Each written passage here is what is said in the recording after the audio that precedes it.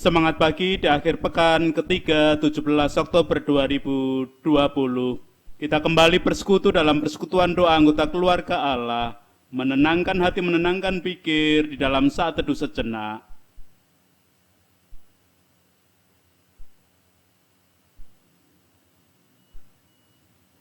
Pertolongan kita hanya berasal dari Allah yang telah menciptakan langit bumi beserta segala isinya. Kasih karunia dan damai sejahtera yang dari Allah Bapa kita dan Tuhan Yesus Kristus ada pada saudara sekalian. Amin. Anggota keluarga Allah, kiranya di akhir pekan ini kita tetap mempunyai semangat setinggi langit. Senada dengan hal demikian, sabda Tuhan yang menyemangati kita terima dari Injil Lukas pasal yang ke-12, ayatnya pertama sampai dengan ayat yang ke-7, demikian.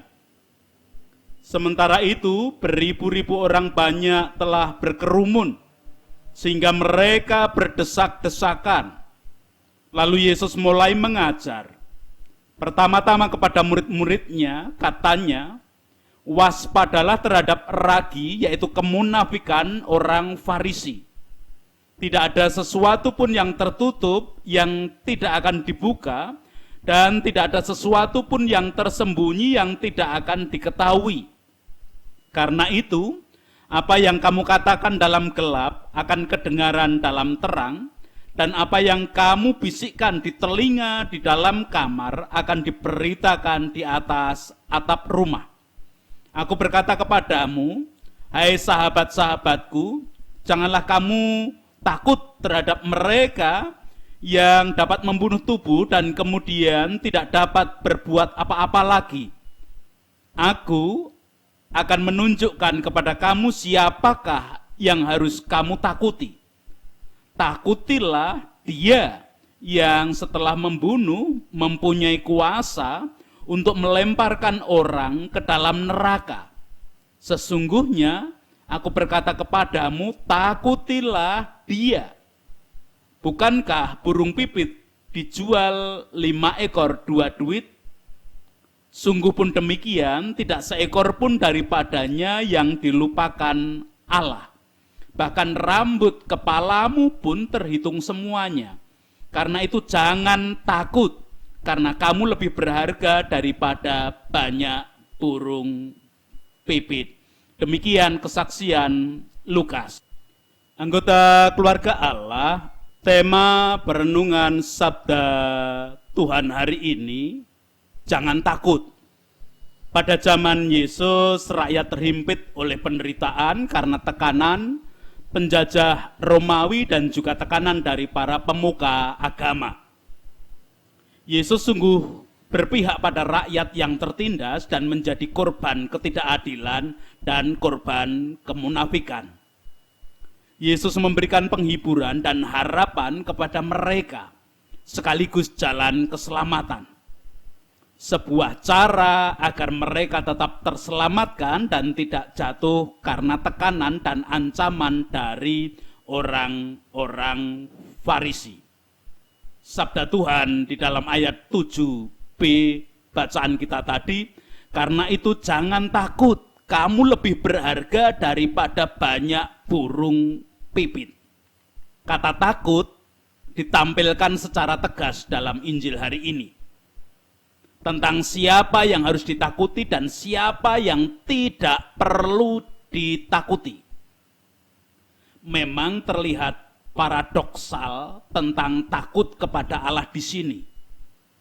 Ada sisi yang harus kita takuti, tetapi ada sisi yang memberikan harapan dan penghiburan.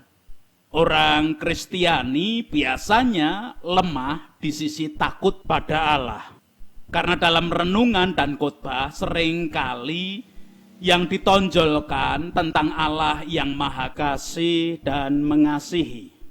Yang sering mengaburkan Allah yang juga punya kuasa untuk melemparkan orang ke dalam neraka.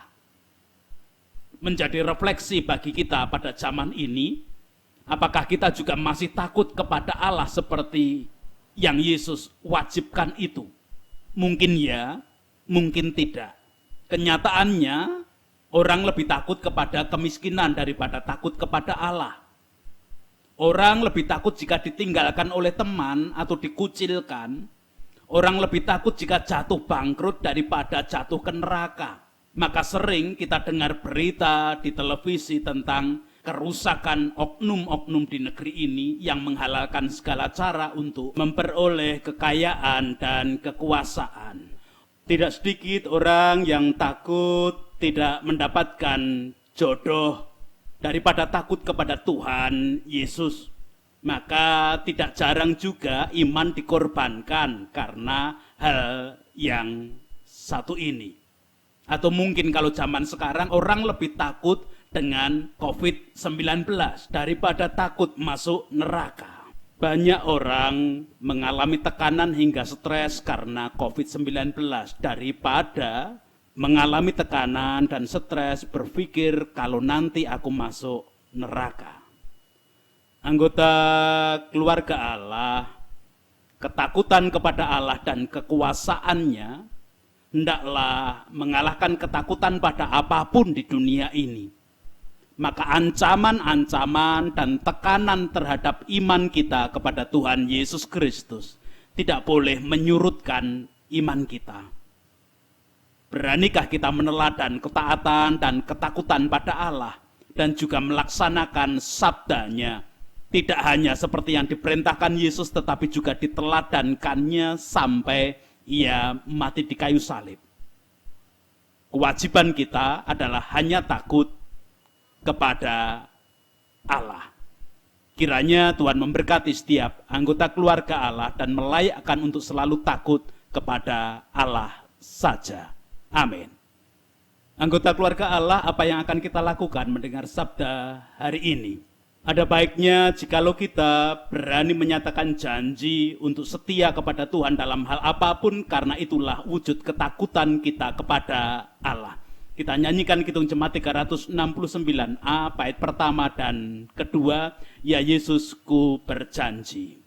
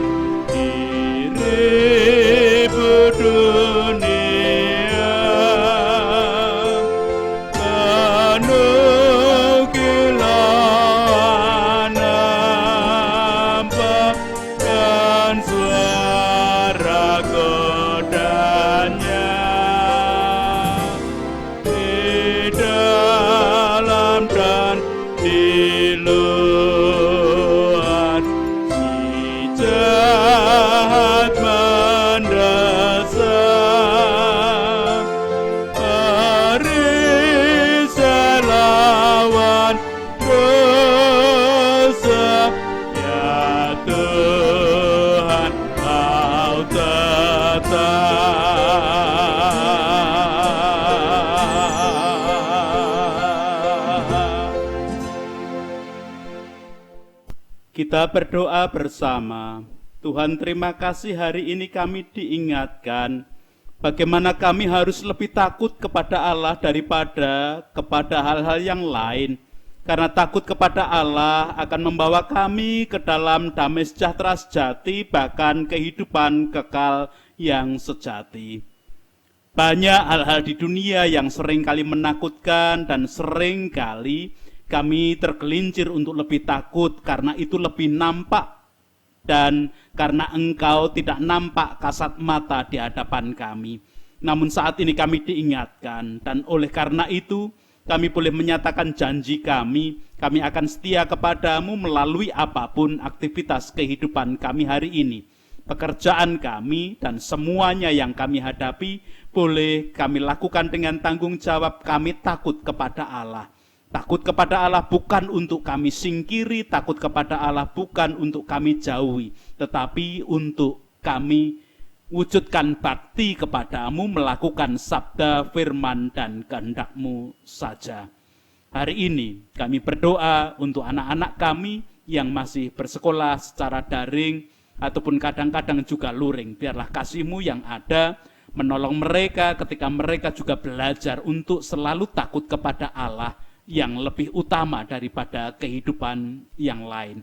Kami menyerahkan muda-mudi yang bekerja di masa pandemi. Kami menyerahkan muda-mudi yang berusaha untuk menemukan pasangan hidup yang sepadan, pemberian-Mu dengan tetap dasar takut kepada Engkau sebagai Allah kehidupan. Kami menyerahkan para pemimpin bangsa dan negara kami di suasana pandemi ini. Biarlah mereka juga memiliki sikap hati yang takut kepadamu. Dengan demikian mereka juga boleh menjadi teladan yang baik di dalam kehidupan masyarakat. Sekalipun mungkin dasar keyakinan dan agama-agama yang ada berbeda daripada para pemimpin kami, demikian juga tokoh-tokoh yang ada. Para wakil rakyat juga kami haturkan ke dalam tangan kasih kuasa-Mu. Kalau ada bagian-bagian cacat celah, kelemahan manusiawi dari para pemimpin, para wakil rakyat, kami mohonkan ampun. Demikian juga masyarakat seutuhnya, kasih-Mu tetap nyata di dalam berusaha bahu-membahu membangun kehidupan bersama di bumi pertiwi untuk damai sejahtera, merasakan berkat dan kasih-Mu bersama-sama. Demikian juga para medis dalam setiap aktivitas kerja, di dalam suasana pandemi dan merasakan kasih kuasa-Mu, mewujudkan bakti dan takut hanya kepadamu. Kalaupun ada tantangan di tengah-tengah suasana pandemi, bukan melunturkan takut akan Allah, tetapi semakin mewujudkan takut kepada Allah, sehingga tanggung jawab kehidupan lebih baik diwujudkan. Ya Allah kehidupan, kami menyerahkan semua kondisi anggota keluarga Allah dengan segala keadaan, baik yang sehat, yang berkarya, ataupun yang mengalami kelemahan ragawi dengan kondisi sakit penyakit apapun. Tuhan berkuasa sepenuhnya. Demikian juga kalau mungkin ada bagian-bagian anggota keluarga Allah yang terdampak suasana COVID, biarlah kasih-Mu yang ada di dalamnya menjadi kebaikan dan pemulih semua kehidupan. Itu doa kami dalam Kristus, kami berdoa. Amin. Dengan tetap menunjukkan sikap hati yang takut kepada Allah, mewujudkan sabda kasih dan kehendak-Nya, kita menerima berkat-Nya. Kasih karunia dan damai sejahtera yang dari Allah Bapa kita, di dalam Tuhan Yesus Kristus, di dalam persekutuan dengan Roh-Nya yang kudus, tercurah menjadi penghibur, penolong, pendorong kehidupan untuk semakin takut kepadanya, dan kita boleh menjalani kehidupan semakin baik. Amin.